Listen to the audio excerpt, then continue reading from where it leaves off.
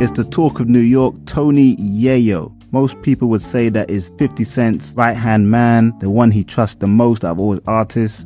And it makes sense because Tony Yayo started as a drug dealer with 50 Cent in Queens, New York. He was one of the original members of Gunit with Lloyd Banks and 50. And personally, I was a big fan of Yayo on the mixtapes when they used to put out all those mixtapes on the street. He had a different style to Banks and 50. I think brought a nice blend to the whole group.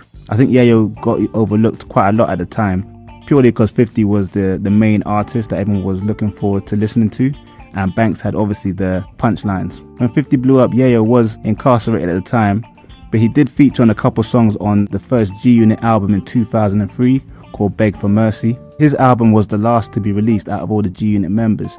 That came out in 2005, and the album was called Thoughts of a Predicate Felon. Although all the members of G-Unit went platinum at the time, Yayo's album went gold, which was still seen as a success because it did have big singles like So Seductive, Pimpin' and Curious. A lot of people feel like his album was actually mismanaged as he had a lot of good songs on the album, song for song, but gold was still a respectable achievement back in those days.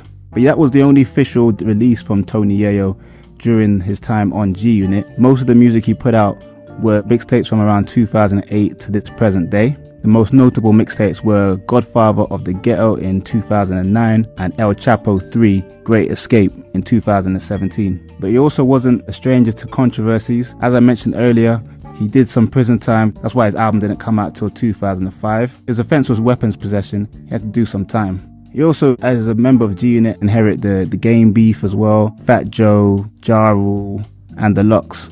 Probably the most controversial thing that Tony Yayo was involved with was in 2007 when him and an associate called Lodi Mac were accused of smacking a young child, which happened to be Jimmy Henchman's son.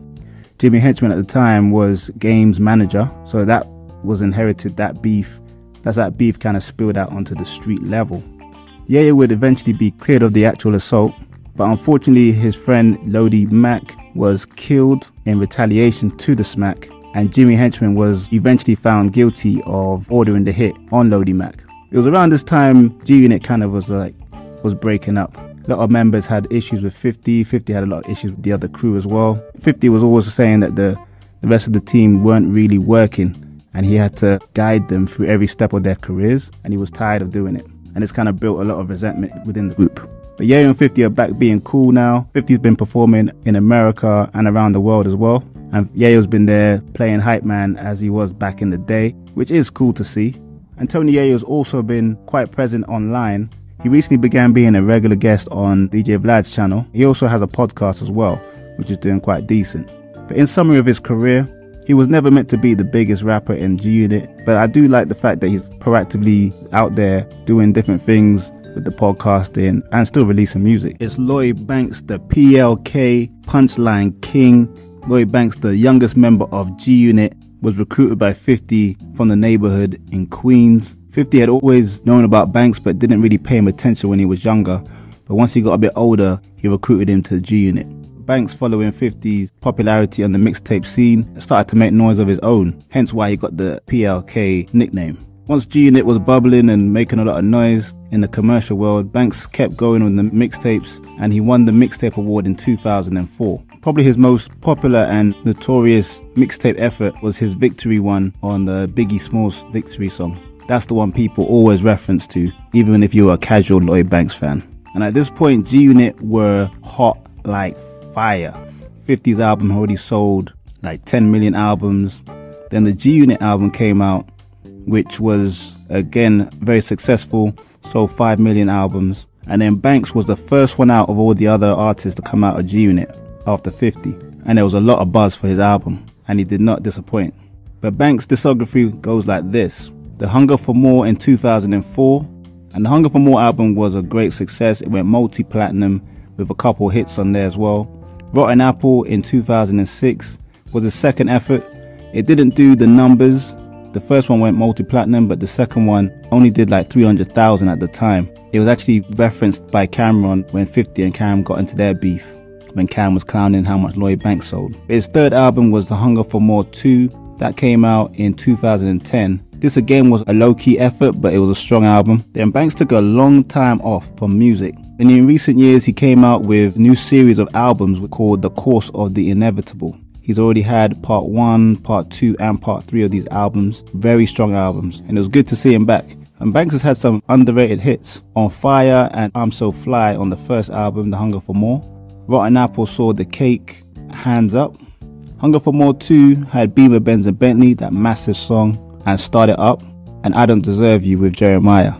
In terms of beef, just like the rest of the G Unit, Banks was frontline, obviously against Ja Rule and even against the Locks.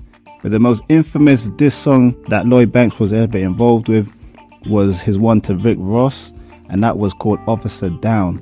Most people felt this was a scathing diss to Rick Ross. I think that's the reason why Ross always pokes at Lloyd Banks to this day, because it was such a vicious diss and he never really got back at Banks, which I don't think Rick Ross has the skills to do that anyway.